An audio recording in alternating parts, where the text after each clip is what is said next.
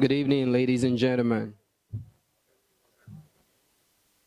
Thank you all for being here this evening,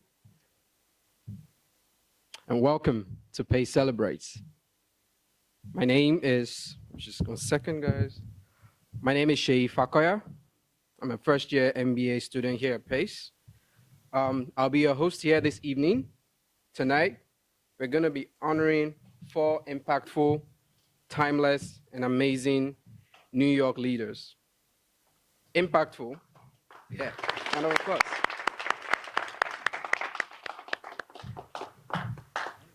Impactful, because I got that. They turned downtown into an iconic neighborhood it is today. Timeless, because the echoes of their work continues to ring even into the future. And amazing, because, come on, there is no other way to comprehend their work than to say, wow, these people are awesome. Let's give them a round of applause. Right, tonight we're taping live from Pace University downtown campus. A special thanks to every one of you here tonight. It's great to see everyone.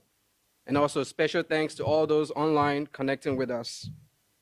My presence here tonight as your host this evening is a reflection of what I would say so far, so good. 3 months after leaving Nigeria, my home country, I'm moving here to the Big Apple. For me, it's been a whirlwind. From my experience, I've worked 5 years as a product manager, an entrepreneur, and also in technology. But I can tell from being in the Big Apple that something bigger out here. Right, for me, New York means opportunity, a place where no dream is too big and no goal is unachievable. And one place that is proving all to be worth it for me is Pace University. As a student here, I am learning from experts in their field and surrounded by ambitious, driven people who actually want me to succeed. Pace University has provided me the tools I need to access everything New York has to offer. I believe this resonates with everyone in this room and my fellow students who are watching with us online. Ladies and gentlemen, once again, please let's celebrate being a student of Pace University. All right, thank you everyone. As we proceed this evening, I'd like to welcome the university president, our very own Marvin Krislov. Let's go.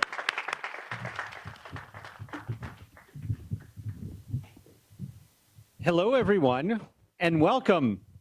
Welcome. Welcome to Pace Celebrates and our annual Changemaker Awards. Thank you for being part of it. For those of you on the Zoom, we welcome you too. Thank you, Shea, for hosting this event. Shea embodies all the best qualities of Pace students: smart, confident, and deeply committed to success. And he has that sense of wonder and excitement. And I think that that is really what we need right now as our country and our city come back. Francis Greenburger said to me just earlier, he said, we're coming back. And I really think that the fact that we're doing this event in person with the smallest number of people symbolizes our commitment to coming back.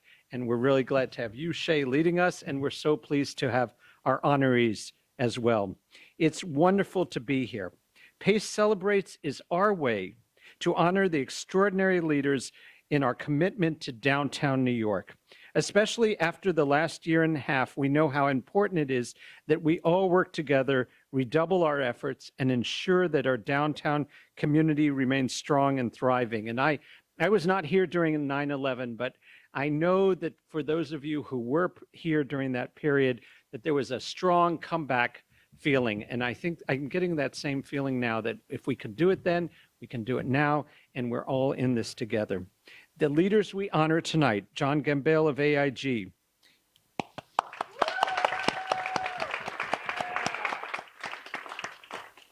Francis Greenburger of Time Equities, Jane Rosenthal of Tribeca Enterprises,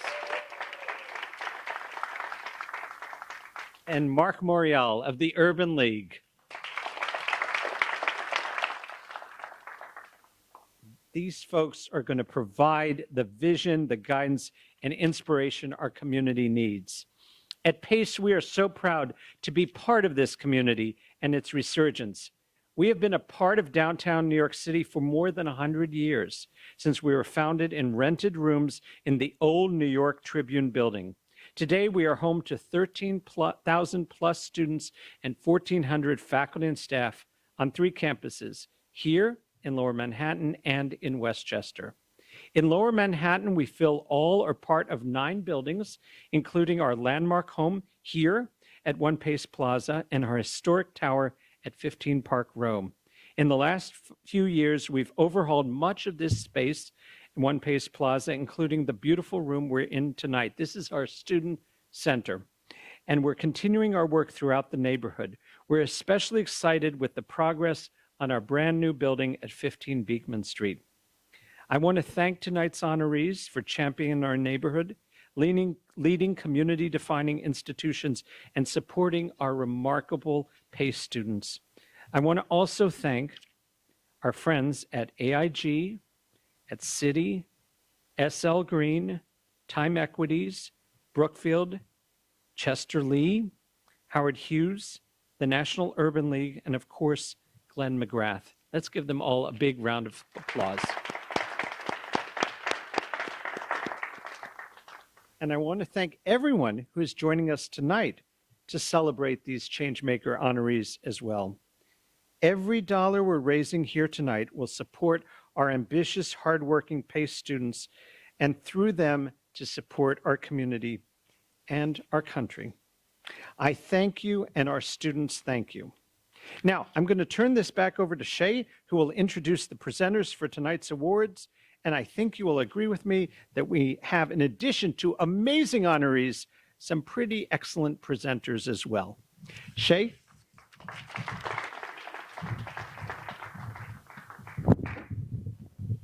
Thank you, President. Right, amazing words in it.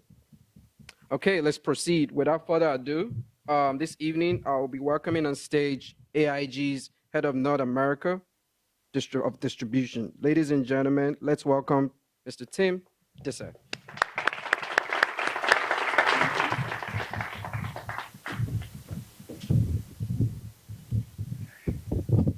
Hi. So I'm going to introduce John Gambale. John Gambale is a graduate of Pace University's MBA program in 2003.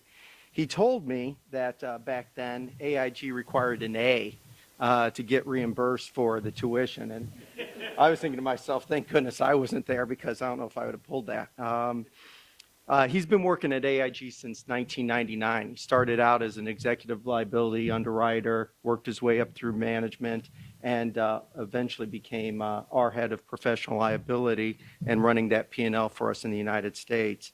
All the time always working in downtown Manhattan. Unfortunately, like many New Yorkers, John intimately experienced the tragedy of on 9/11 and witnessed the second plane hit the tower from 80 Pine.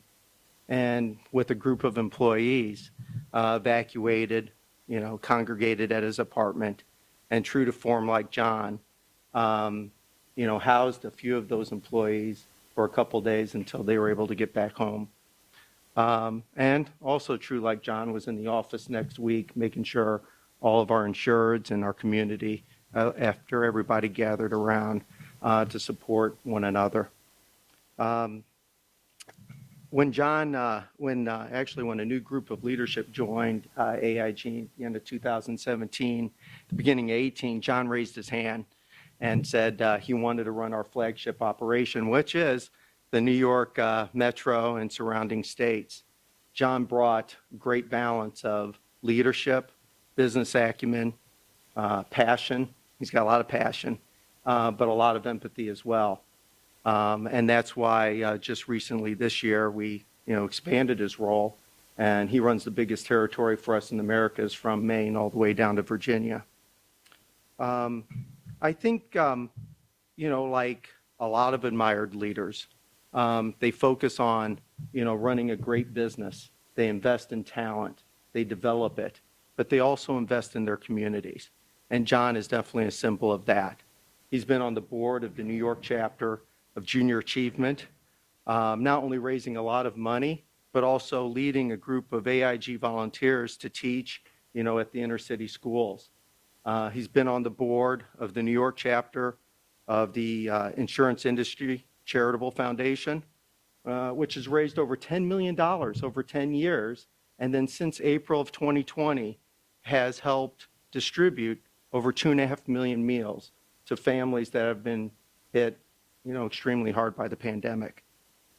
John has also helped, lead and organize a bunch of meetings between PACE students and the insurance industry, matching up what we think are their talents with a great career opportunity in the insurance industry. And we think at AIG, we're one of the largest employers of PACE University alums, and we're proud of that. Balancing his work, his commitment to work, his commitment to his community. He's also a loving father of 3 children.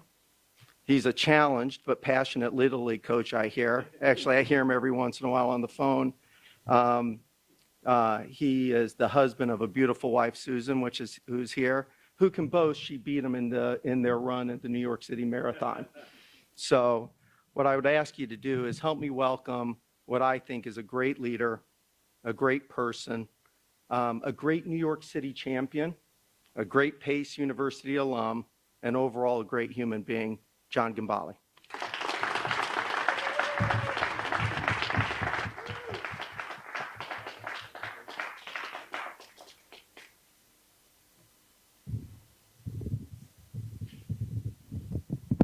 Thank you, Tim. It's hard to imagine you were talking about me saying all those nice things, but I appreciate it.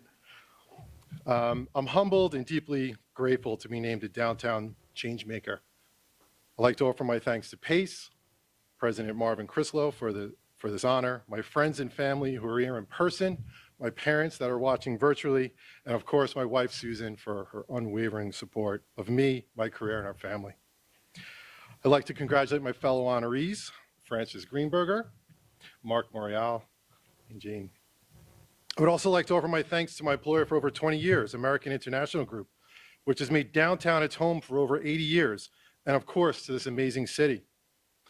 As much as PACE is honoring this group for making an impact on downtown Manhattan, it's more accurate to say that downtown has made a much bigger impact on all of us here. I have a deep personal and professional connection to downtown. I have both lived and or worked south of Nassau Street for 20 years. And of course, downtown is where I went to school. That wasn't a joke. PACE has been transforming lives and offering career opportunities for more than 100 years, right here downtown. My company, AIG, is protecting lives and livelihood all over the world for a similar amount of time. Downtown is where AIG became a global leader, starting at 111 John Street, owning both 70 Pine and 175 Water, and now celebrating a return to office with a state-of-the-art facility at 28 Liberty, all within a half mile of Pace University. Since returning to office in September, the AIG New York office is lively with over 100 underwriters daily, tackling the world's most difficult risk management problems. From battling wilderness fires in California, ensuring the construction here of New York City skyscrapers, protecting organizations from cyber risk, and even successfully assisting insureds to evacuate Kabul, Afghanistan.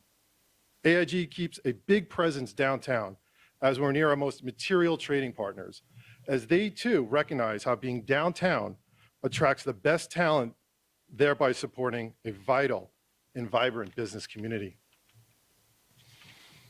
In my 20s, I lived on Gold Street, very close to the Pace campus. I could walk to work and to the Lubin School of Business where I was pursuing my MBA. Like most New Yorkers, I had a very spacious apartment, an 8 foot by 12 foot room looking out onto a brick wall, and my rent was about twice my monthly take-home pay.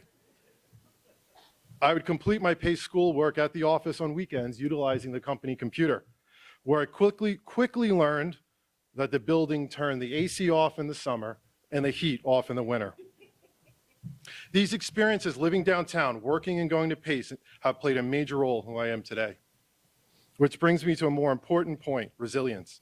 New Yorkers are resilient, not only because we've been through a lot, but also because we are a diverse set of problem solvers. From 9/11 to the blackout in 2003 to Superstorm Sandy in 2012 to the pandemic now, New York has more than its fair share of challenges. New Yorkers meet challenges head on. Pace University provided me, as does its students, a strong foundation for intellectual growth and strength. I'm proud that AIG has become one of the largest employers of Pace alum, and that more than 100 Pace alum are working at AIG today. Pace has clearly prepared us to help with those difficult risks. So many see New York City as a destination for talented people who want to achieve greatness. It's a place that has evolved and changed, has hit bumps in the road, and emerged stronger. Nobody forgets a visit to New York City. And those fortunate to live and work here never forget those experiences. It's where possibilities can become realities. Finally, I'd like to offer a few words of advice to the downtown change makers of the future. Look at risk and opportunity as two sides of the same coin, and seek partnerships to minimize the one and maximize the other. Managing risk, which is the core of AIG's business, and what my colleagues and I do every day, is about protecting people and property, but also about preserving opportunity. Education at an institution like Pace is about creating and acquiring the tools and knowledge necessary to take advantage of opportunity. To quote Alistair Cook, New York is the biggest collection of villages in the world, end quote. With the New York Minute getting faster every day, I'd ask that we move with pace. Seize those opportunities and make downtown the best village in the world. Thank you.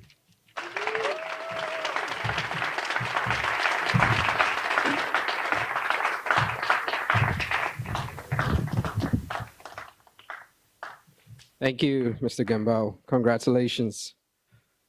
Right. I'll introduce the next presenter, who is the Vice President of M&T Bank. Ladies and gentlemen, I'll welcome on stage Susan Newman. Thank you.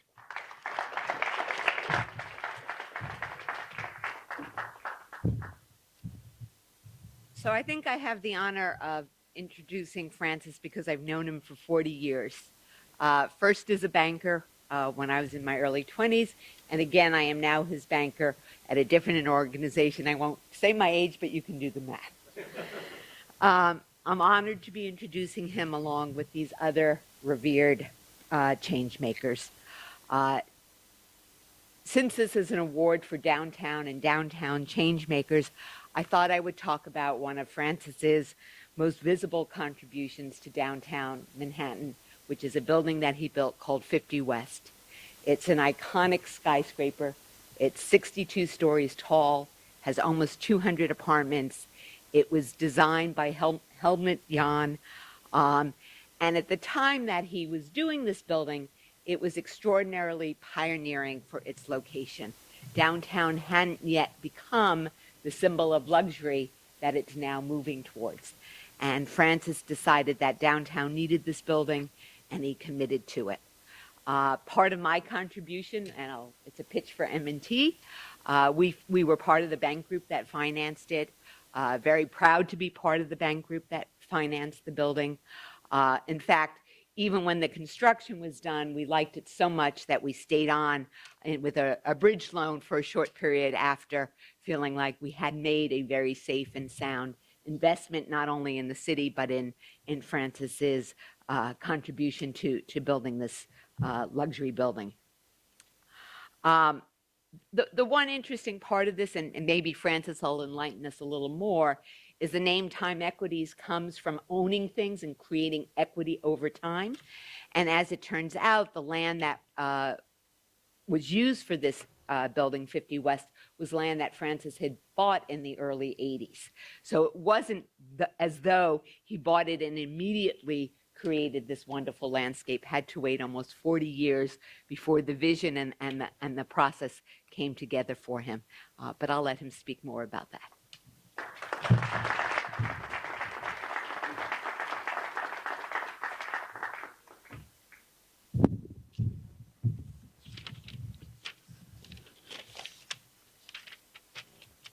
Hello, everybody. Thank you so much, Susan, for your kind words and your long and supportive friendship. Thank you, Pace College, for presenting me with this special award. For some, change means disruption and the unknown. People often feel safer staying with the status quo,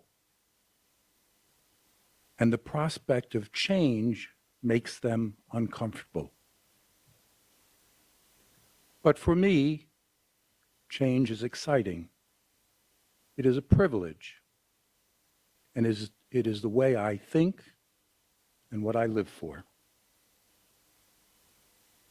Change offers us the opportunity to do or make something better than it was. To think about things differently and imagine a better world or community.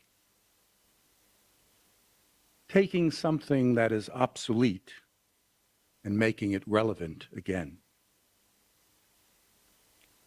As Brian Stevenson says, quote, "We cannot change the world if we are not willing to do the things that are uncomfortable or inconvenient."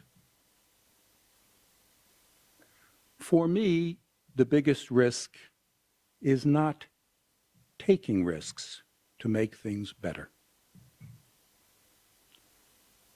The biggest risk is not trying. Change is hard. Change is risky. Change is uncomfortable, but change is worth it. Look at Lower Manhattan and New York City generally, and see how it has changed for the better over the last 50 years. For a whole new, thriving community, Battery Park City was created on top of landfill and waste from the construction of the original World Trade Center in 1973. Housing, offices for the world's most important financial companies, and some of the best schools and museums in New York City. Then, recovery from a day that, in the words of FDR, quote, "will live in infamy," September 11th, 2001. That recovery includes some of the best city and community planning in the world. A memorial that takes your breath away, and extraordinary architecture from the world's best minds, including the Calatrava Transportation Hub. Our leaders vowed to rebuild better, and they did. A whole new extraordinary community rose from the ashes of wanton destruction.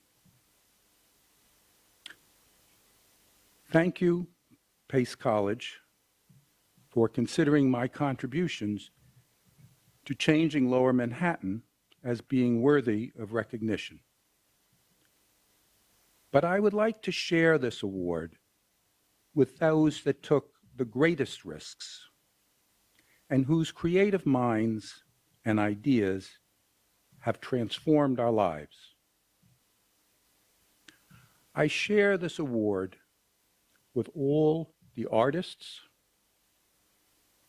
architects, engineers, and all of the fertile minds that made and enriched the culture, institutions, and built environment of Lower Manhattan, and made it into the extraordinary place it is today. It has been my privilege to be part of this transformative history and help foster the creative energies that had the bold ideas which have made and will continue to make Lower Manhattan such an extraordinary place, one in which innovation and change can continue to be the soul of this community. Thank you so very much.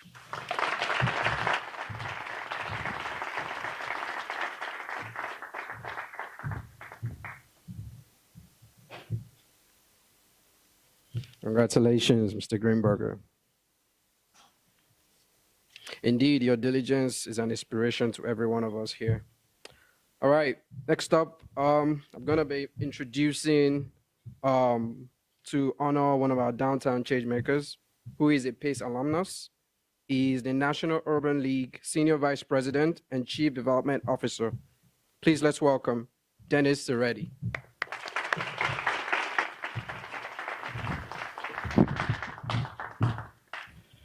PACE alumnus. Do you remember what this school used to look like? Yeah, I mean, my gosh, I walked through the front and I said, where am I right now? Anyway, it is really an honor and a privilege to really be back here. It's been many, many years. And to come back to really pay homage to my leader, Marc Morial, is something that I am extremely excited about. He has been, I've had the privilege of working with him just under 15 years, sir. Yeah, I look at that also. But I can't think of anybody who embodies the essence of this Changemaker Award than Marc Morial. He's a lifetime, his whole life has been committed to service. I didn't think he had a choice, really. I mean, when you look at his iconic father, who was the first African-American mayor of the city of New Orleans, and his mother, who was an educator and probably more powerful than his father, he couldn't help it.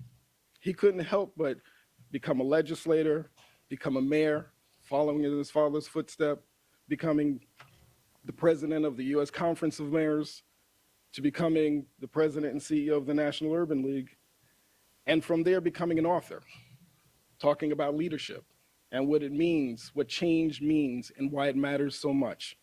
I've been a student for a whole lot of years. I didn't know Marc before coming to the Urban League, but I can't imagine not working with Marc. And I can't think of a better testament to talk about a man than just saying something like that. And so for me, I come from a background where service matters, to connect to another man that felt the same way, whose basic concept is creating a more equitable opportunity for every single person seeking that opportunity. That's what this is all about. And so I'm not going to spend a lot of time, but I'm going to say it is my honor and privilege to introduce you to my leader, my friend, Marc Morial.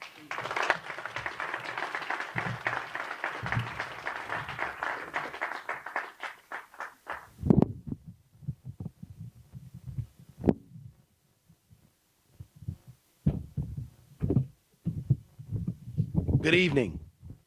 Let me first of all thank you, Marvin, and the entire PACE University team for the great partnership we've developed. We've had PACE University students working at the National Urban League as summer interns for a number of years, and they've soared, and they would make you and this great school proud. So I want to thank you for that partnership.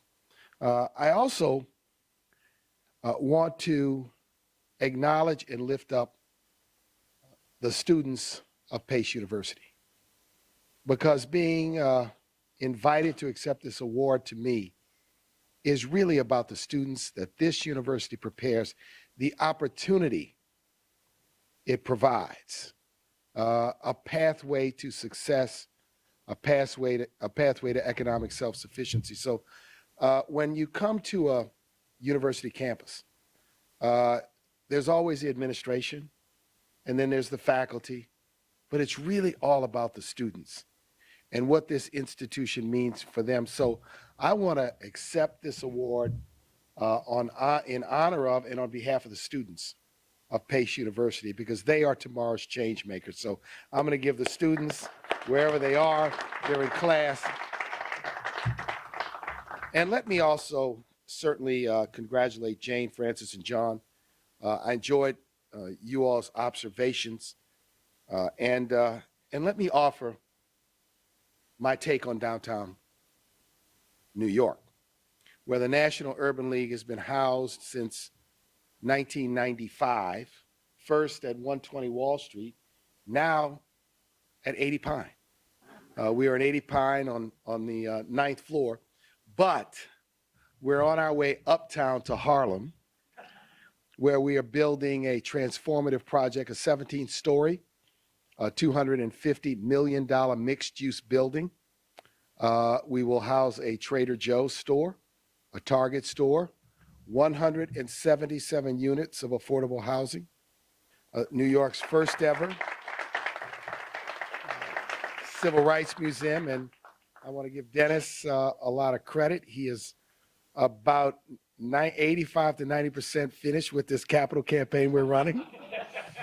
So I want to say thank you and acknowledge the tremendous work that you're doing. Let me just make this observation tonight, Marvin, and in these times. Downtown New York is recognized and remembered for many things. But let us remember that downtown New York is one of the cradles of democracy. Downtown New York is one of the cradles of capitalism. I don't think it's a coincidence that Federal Hall and the New York Stock Exchange, both symbolic, one of democracy, the other of capitalism, are located in this neighborhood. And it is why, on a night like tonight, we must reaffirm our commitment, all of us, to the notion that what great universities do is not only educate students in the cognitive and in the skills, but also prepare them to be good citizens in a system called democracy that requires well-informed, educated, engaged, and purposeful citizens. And that role of universities should not be understated, should never be marginalized, and should never, Marvin, be de-emphasized. So great universities, of which Pace is one, indeed are cradles of democracy. And I also believe in this moment that we live in this nation, they also must be cradles of equity and opportunity. That's not a political statement, it's a value statement, because it is a statement of the values that I think we must embrace as a nation. Let us recall the courage, the disruption, and the change-making attitude of the folks that gathered at Federal Hall almost 250 years ago, or more than 250 years ago. And I would concede, yes, they made mistakes. The founding fathers made some deep mistakes. Deep mistakes. They embraced slavery. They marginalized the role of women. We understand that. However, we must reaffirm the idea that for capitalism to work, democracy is a necessity. Capitalism does not survive in an environment with totalitarian instincts, the effort to marginalize, suppress people's participation in the process thrives. It just doesn't. I invite you to look at how economic systems work in totalitarian political environments. It's not what we know and what we understand. And I choose this as I accept this award tonight because I think in these great times, I think a lot, and I hope you do, about the role of our institutions of higher education, our institutions of business, our nonprofit sector, our state, federal, and local government agencies, the role that they must play in protecting, defending, and advancing democracy in these great and difficult times. Our political system should not just be a who wins and who loses. Should not be a red shirt, blue shirt, like a sports enterprise, where the only thing it is about is who wins and who has power. It should be about the affirmation of values that this country is fundamentally based on. So tonight, I urge all to recognize that to be a change maker must be on the foundation of what you believe, on the foundation of values, not just the foundation of goals, but the foundation of what drives us. And I hope that a commitment to democracy, a commitment to equity, a commitment to opportunity drives each of you. I just want to close with the memory of two great statespersons who we've lost this year. One is General Colin Powell. I had the incredible privilege to attend his services last week, but also had this incredible opportunity. We served on an advisory council together before COVID to sit next to him a number of times in meetings and to just kind of gently pick his brain. And I have known the general. The general has been honored by the National Urban League. He's been an acquaintance type of friend for many, many years. But he stands in a very, very unique sphere in American history and in American life. And the other one is one of my illustrious and incomparable predecessors, Vernon Jordan, who led the National Urban League in the 1970s and who also departed this world earlier this year. They are role models, and I hold them up to be role models to each and every one of you and also all of your students. So I want to just say thank you so much for recognizing me tonight. Long live Pace University. Long live Pace University. Keep on making a difference. Thank you.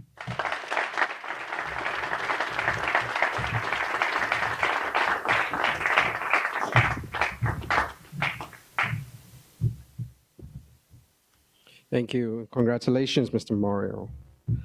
All right, now to present the final award this evening. So this man with a legacy, he has a legacy actually, that spans from the city of Corleone to Hollywood, to New York, and the world over. Ladies and gentlemen, let's welcome Robert De Niro.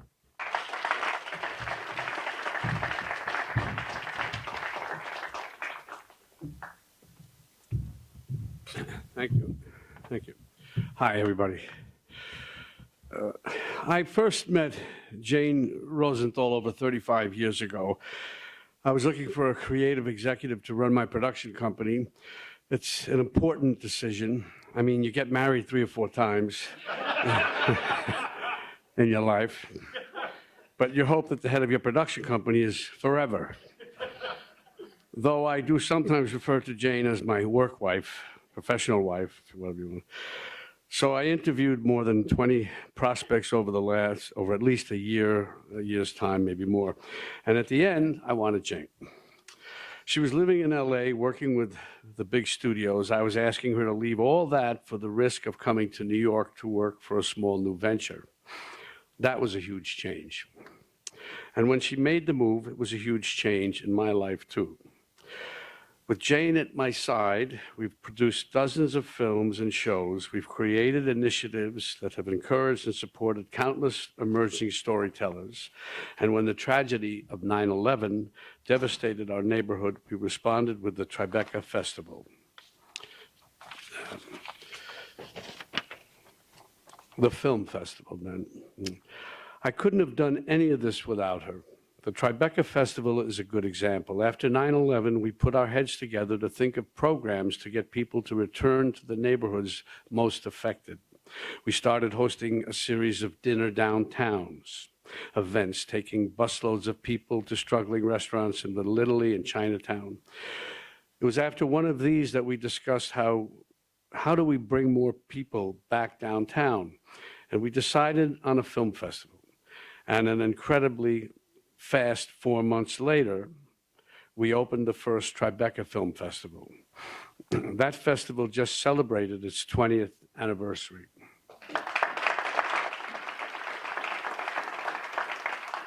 This time we brought downtown to the whole city, all 5 boroughs. We were the first major festival in North America to hold in-person events since the dawn of COVID. Without Jane, none of this happens. She was the driving force, and she continues to be the driving force.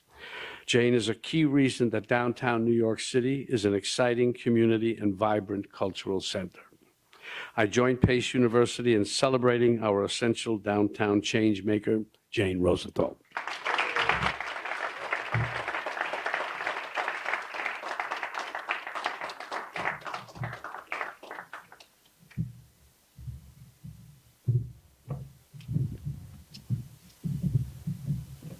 God, thank you, Bob. That was so nice. After 35 years, anyway. So thank you, Bob, and thank you, Pace University, for considering me a change maker.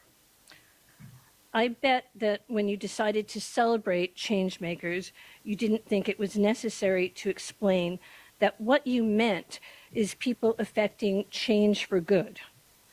It's a sad sign of our times that the idea of change arouses as much fear as it does hope. My point is that everything changes. And change is only good or bad depending on your point of view. COVID, for example. I'm not a defender of this particularly shitty little virus, but it has changed us forever. It has taught us that change isn't good or bad. Change is inevitable. And knowing that is where your power can lie. Some changes we need to embrace, like wearing masks if it makes the world safer, like growing wiser, growing kinder, growing. I'm all for change. I'm proud that the staff of Tribeca is so diverse. This isn't affirmative action. Every position is filled with the best man for the job. We're 70% women.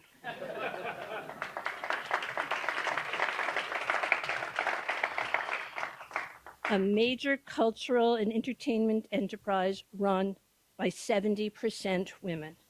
You bet that's real change. But not everyone is clapping for this change. There are voices out there booing, screaming that jobs are being taken away. Those voices are getting more unhinged, more emboldened, louder. Voices that mean to drown out the cries for equality, for democracy, for women's rights to choose, for an immigrant's chance for a better life, for an environment we can live in. Change is inevitable, but change for good isn't. We have to work for it. I take great satisfaction in the changes I've been a part of.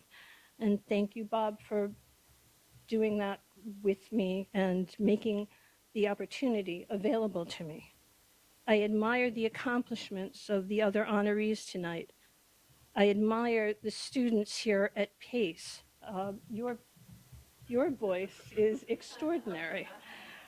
And I appreciate this recognition. I really do. But for me, tonight's celebration of change-making is also a call to action. If we don't make changes we believe in, we're moving backwards. And that's a change that we can't afford. Thank you, Pace. Thank you for everything. This was the home of our first film festival so many years ago. I look forward to being back here again. And again, thank you so much.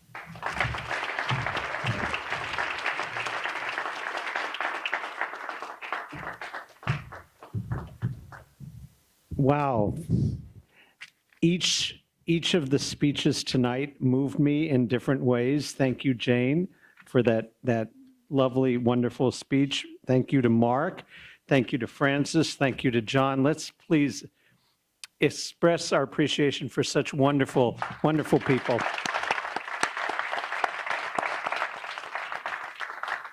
Presenters, you did a wonderful job too. They were all good and to the point.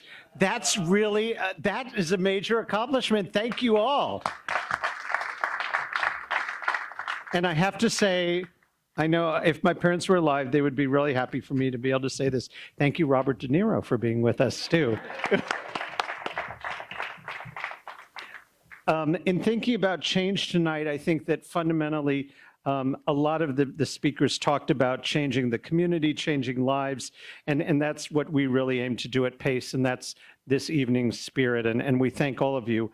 Thanks to everyone who has been part of this evening. Shay, thank you to you. I also want to say thank you to people who are behind the scenes, and I'm not going to say all their names because I'm going to get into trouble, but the development folks, the events folks, thank you all very much. Thank you to the people who helped us eat and drink. Thank all of you for making this such a lovely evening. And thanks to all of you who've been with us on Zoom. We're very proud to be in Lower Manhattan. We're very proud to be part of the change that's occurring in this community and in this world. And we hope to continue with your support to continue to do this. We've been here since 1906. Our plan is to be here till at least, I don't know, 2096 or something like that. I don't know. And we really appreciate all of you being with us on this momentous day. If you're here in person, or even if you're not, we welcome you to have some dessert. Thank you very much and have a good evening.